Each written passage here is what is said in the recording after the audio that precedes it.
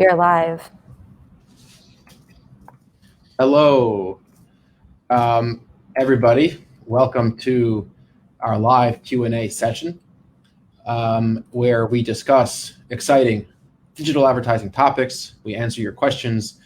We talk strategy, and it's a good time. I'm here with Patrick Gilbert, as I usually am. And Patrick, as you guys all know, is the author of the recently published Join or Die, Digital Advertising in the Age of Automation, available on Amazon, available wherever books are sold, meaning they're available on Amazon. And it's available in paperback, in hardcover, Kindle, soon to be audiobook, in any format you could possibly desire in a book. If you haven't picked up a copy yet, I certainly encourage you to do so. The ROI will be orders of magnitude greater than any other recent investment that you've made. It's a masterclass in strategy, techniques, and it'll really put you head and shoulders above your peers as far as understanding these platforms. So let's get into it. Patrick, what's been on your mind? Happy New Year, by the way. Hey, Happy New Year. Danielle, thanks for organizing this as always. Thanks for keeping us in line. But so we had a few different questions from the group that we were going to answer, but something else came up on Twitter about an hour ago that I think is a little bit more important because it's specific to some of the content from the book. So, oh my God, I really should cite the actual person that came up with the original question. But basically, this was brought to me from Kirk Williams, at PPC Kirk on Twitter, writes a lot of content. Also published a book recently, Ponderings of a PPC Professional, a lot of alliteration. But it was about data signals being used in the Google Ads auction. And I think it's a really important concept. So the question was about whether or not automated bidding strategies leverage additional data and signal data that manual bidding does not have access to. And that is true. And I want to talk about that a little bit. But to start off, I think it's just important to kind of discuss what a signal is and how it's being leveraged. So a signal in the auction is really any piece of data or any bit of information that is being factored into the decision-making process that will help Google's algorithms predict an outcome. So if it's a maximize conversions bidding strategy, you're leveraging all these different data points or signals to be able to predict the likelihood that an individual ad click will result in a conversion. And what's different compared to manual CPC is that in a manual world, in manual bidding, the real only signal that you're leveraging is search query. Now, there are levers that you can pull that will affect your emphasis on search query, but really the primary signal is still search query. And we'll circle back to this in a second. But when you're leveraging when you're leveraging automated bidding, smart bidding, you're factoring in all the other data signals that Google has access to, which search query is just one of them. So there is a support doc on Google Support Documentation Library that discusses some of the themes of signals. You've probably heard some of them: device, browser, time of day, location of interest, audiences, all these other different types of characteristics that somebody can be set into. So is a demographic a signal, like your age? Would that be a signal in this context? Yes, that would be a signal. So age, gender, and really anything. And the thing is, so one of the questions that came up that I answered sort of vaguely is how many signals does Google use? Now, Google has been retracting the amount of public information on this. So you're not going to be able to find this anywhere. But I remember it being somewhere in the millions the last time I heard. I might also be referring, like Facebook also uses several million signals. So whether it's a few 100,000 or a few million, it really doesn't matter. It's an unfathomable amount of numbers, or amount of data. It's a lot of things that we do not comprehend.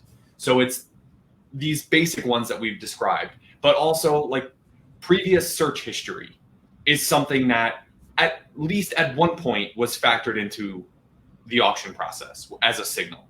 So if you were searching for, let's say you were in the market for a new project management software, and you had a history of search queries that were things like how to be more productive, project management software, get a free demo, Monday.com versus Asana. And then that last search that you do that you ultimately convert on, Google can pull from those previous interactions and be able to say, okay, well, based on all this information, we expect this next search to have an even higher predicted conversion rate. Those are the sorts of things that manual bidding can't, right? Like if you're just bidding on Monday.com versus Asana, you can't factor in whether or not the individual performing that keyword search at that moment in time has also searched for a bunch of other things historically. That's just not that's not at your fingertips. But this is just one example. And I do not have the jurisdiction to specifically say whether or not that is actually factored into the auction.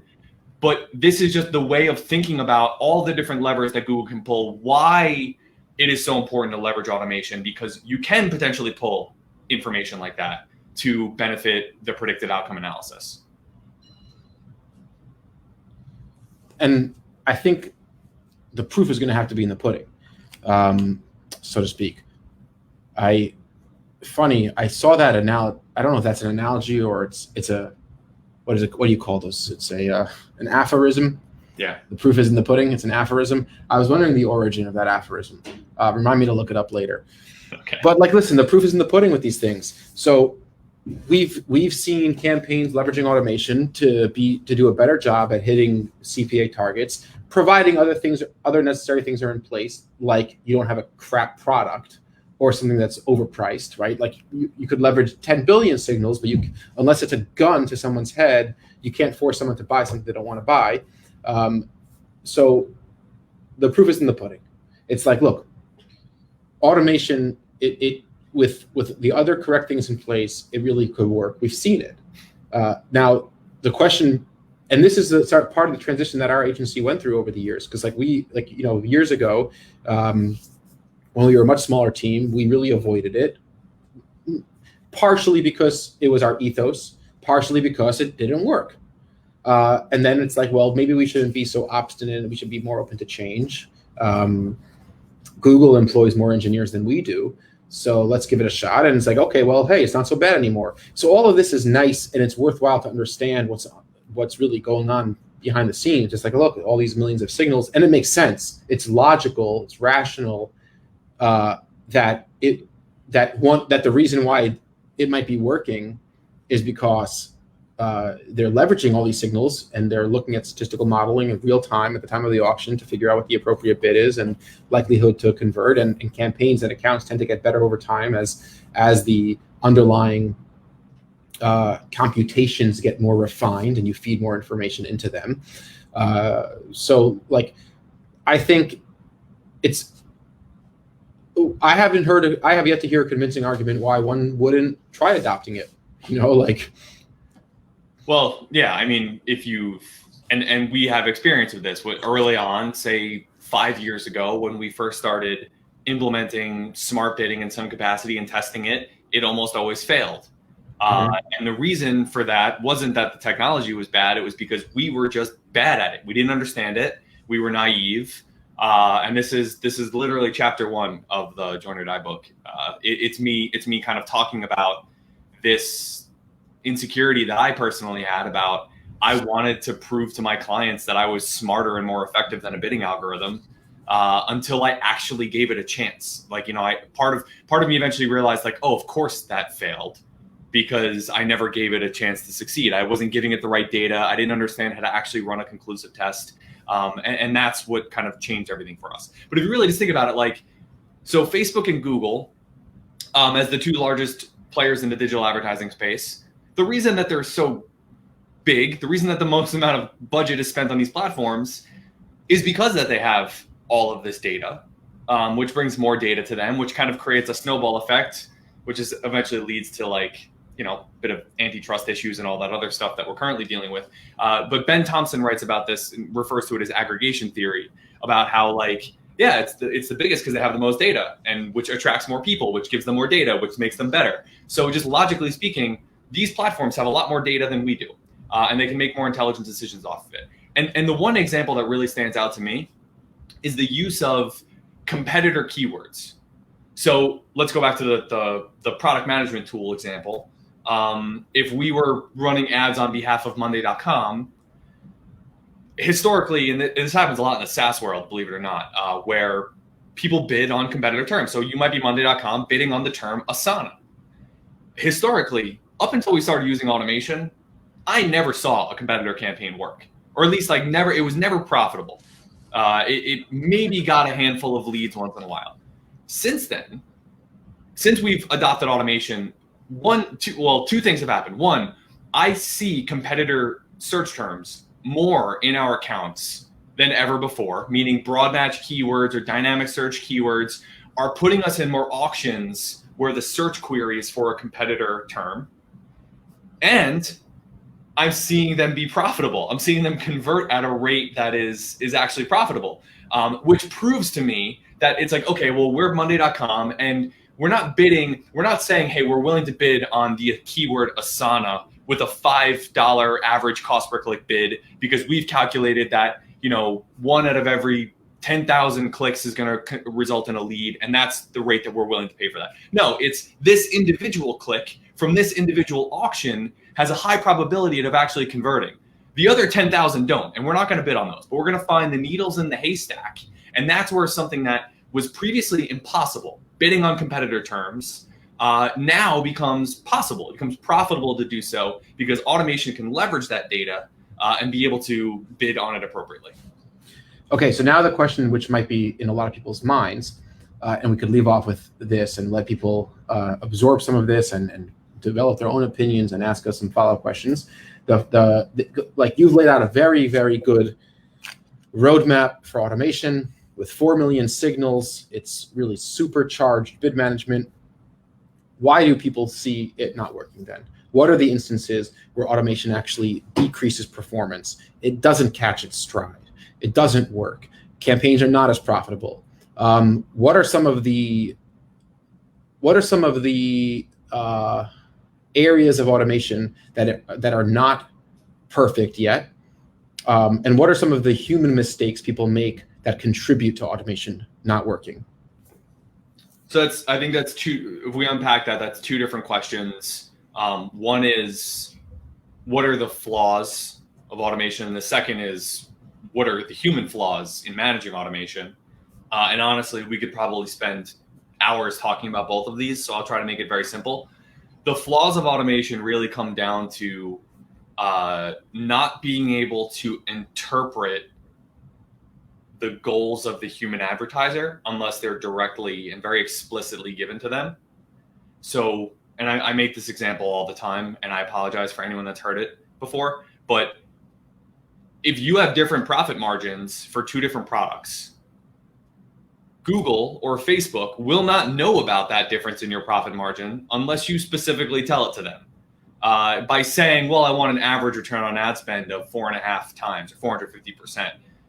That's not good enough. You need to explicitly tell these algorithms what you need to do. That's the first thing. There's all these other flaws related to spend levels and quantity of data. And now, granted, if you have a small budget and you have if you don't have a lot of conversion data, it's going to be tricky. You have to get creative in terms of how to make automation work for you. That's a whole separate conversation that we can dive into forever, honestly. The second thing, as far as human inputs, there's humans, we screw things up a lot. We get our hands into things and we'll say, I'm going to add all of my competitor. I know historically that I can't profitably bid on my competitor terms. So I'm going to add all those as a negative keyword. And I'm going to remove display placements in my search campaigns because I know that that's not profitable. So I'm going to remove that. And I'm going to restrict my budget to this sort of thing because everything else, when we get too hands-on, we add too many restrictions and it doesn't allow the automation to actually do its thing in a way that's actually profitable. We don't let tests really meet statistical significance because we do not have the computational bandwidth to really understand what's really happening. That is really why Google and Facebook have removed a lot of this data because, I mean, this is another topic, but like they don't trust us to like make decisions that are going to benefit the campaigns because we can't keep our hands off of it. So that is a huge issue that I see time and again. Okay, very good. And I would just add to that last point, it's not only a matter of they don't trust us to make good decisions, it's like you can't. If we allow you to make X, Y, and Z optimizations, like the machine the robot that we built was not going to work. It's just not going to run. You know, it's going to be like it's going to hit a wall. The wall is going to be represented not as a whole, not as like a shattered shards of metal, but poor CPA or no volume, and you're going to be discounting Google to begin with. So like, if you want to use the machine that we built, the robot, you got to play by the robot's rules. And Google's moving in the direction of, I guess, probably there's a lot of considerations in these decisions that they make. Because like to me, it's like, well, then why allow, if you're running a target CPA campaign in Google, why am I allowed to create bid adjustments based on demographics? Why can I still day part? I shouldn't be allowed to, right? Like, and then probably down the road, that's what's going to be the case. It's like, because in theory, the way you're describing how these algorithms work, those are almost necessary, unless you happen to be creating these 60-minute day parts that happen to perfectly coincide with how the algorithm wants to function in a real-time environment across millions of impressions a day in any given account, which let's just say that won't happen. It won't be a perfect alignment. Then anything like that, in theory, the way you've laid out the algorithm, it's going to butt heads with it and hinder the capacity of the machine to operate as it's supposed to operate. So Google will probably continue to move in the direction of like making it more binary. Like, look, you have Google Ads. It used to be like whatever, Google Ads Express and Google Ads. Now it might be like, look, Google Ads manual and Google Ads machine learning. Like, pick one, but there's not going to be this like happy crappy overlapping of opportunities. Yeah, I hear that. And one thing that I also just want to point out as far as like signals and which, like, just because like I really have no idea what this number is. I remember hearing millions. It's a lot. It's a lot of signals. Just because all those are available doesn't mean that all of them are being leveraged in every single auction. And that's a part of like the learning phase and all these other things that we talk about. We might have access to, let's call it 1 million signals, but Google learns, and I use the term learn specifically there because when it says learning, it's trying to figure out essentially which types of signals do I need to use and leverage to be able to confidently predict the outcome that I'm trying to receive. So if it's a target CPA, it's okay, well, it's, let's say age and search query and time of day and remarketing audience A. And if these characteristics are met and the person searches for something in this category, then I'm confident that we can acquire a click that will convert at a rate that'll be within our target CPA range. Great. So that it learns that and it tries to do that over and over again consistently. But there's all these other signals that you're kind of ignoring in the process. And that's why, like, occasionally it's really good to throw Google back into the learning phase because maybe there's like all these other signals over here that it wasn't previously factoring into the optimization process that could actually allow you to get even better results on a more consistent basis. So that's a really important concept that I think a lot of us ignore, that it's really like, I think probably search query is the only thing that's like used in almost every auction or probably every auction. But all these other things, it's like you're choosing whether or not to leverage it in the campaigns. And that is also just why the most important thing you need to do as an advertiser is add as much first-party data, your customer lists, your remarketing audiences, all these different things you can do, add all that to your campaigns as possible, because that's data that you have that Facebook and Google don't have, which therefore gives you a competitive advantage. Again, another topic. You've been listening to live Q&A in the Digital Advertising Superstars group. Check out Join or Die, Digital Advertising in the Age of Automation on Amazon. It's a fantastic book written by Patrick Gilbert, Director of Operations here at Adventure Media. Let us know what you think. And if you have any questions or follow-up questions on this topic, leave them in the comments on this video, and Danielle will hopefully round them up and we'll address some of them in the next Q&A. Nice speaking to you all.